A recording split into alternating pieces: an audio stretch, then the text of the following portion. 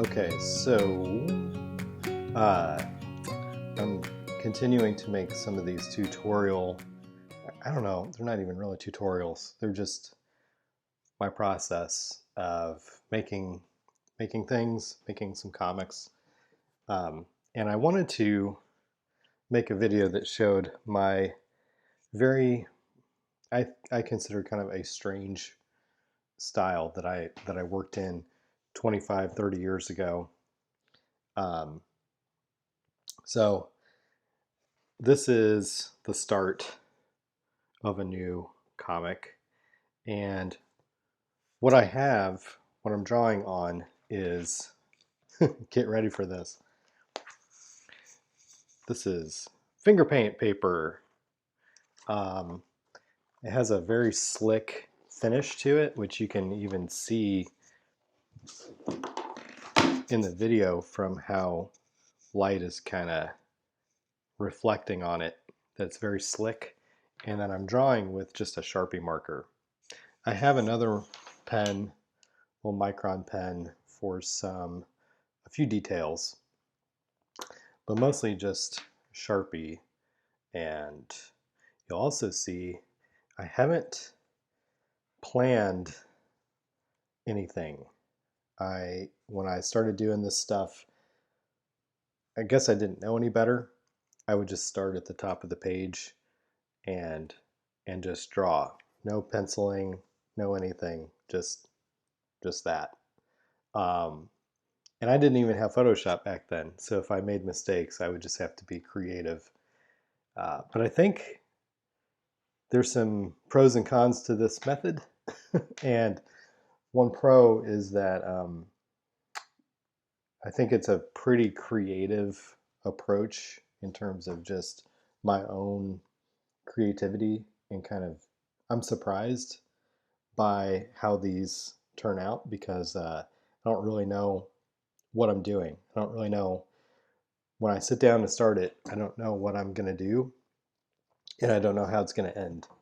So I thought I would make a video that shows me putting one of those together and some of the surprising things that just happen along the way. So here's some footage of me drawing this in this method. Here we go.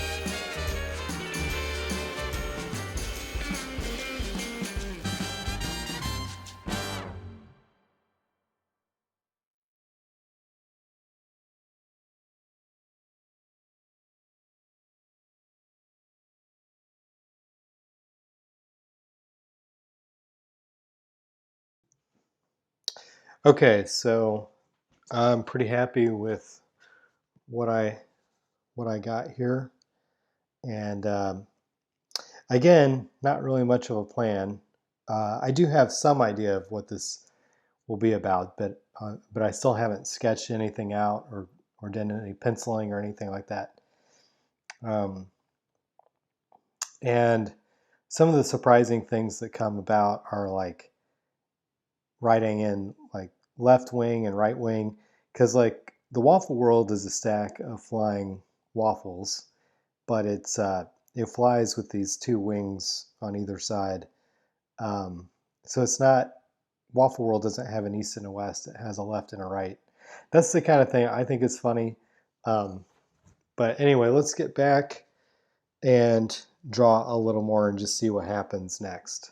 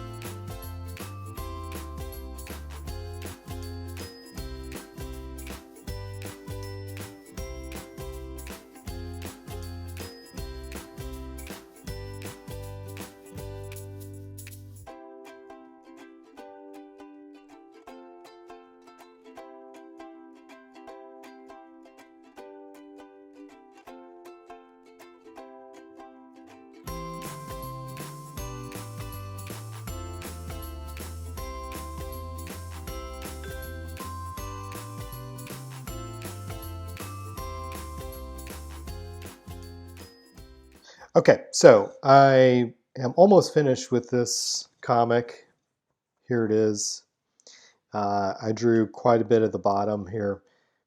It says, okay, so John asked them to come up with a Waffle World reboot, and then they don't know what that means, and what they come back with is a Waffle World robot.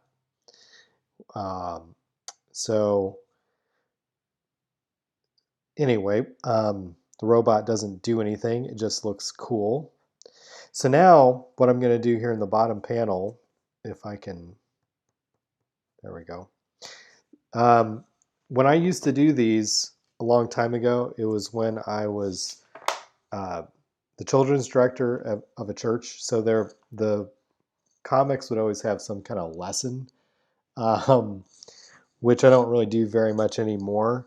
But I think it would be fun to try to come up with some sort of lesson for this, what the lesson might be. So I'm going to have to think about what that is. I'm not really sure yet. Uh, and and by the way, the reason I did that, I think, was because I thought, these comics were a good teaching tool, but also it gave me an excuse to draw comics at work. So anyway, I will get back to the drawing board in a minute and try to wrap this all up.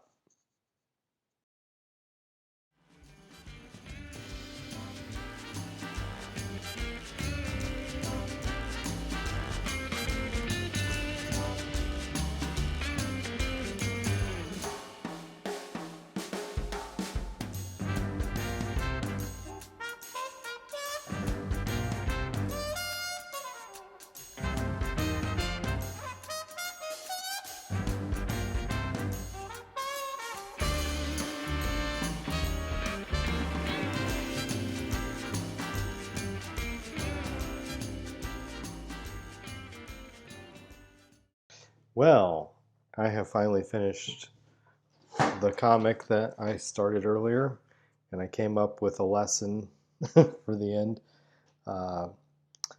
Because at the end we see that Mudduck, who is the villain in Waffle World, sees this giant robot and thinks it is a act of aggression, and that he must prepare for war. So obviously not the intention that John had. So today's lesson is most reboots will fail.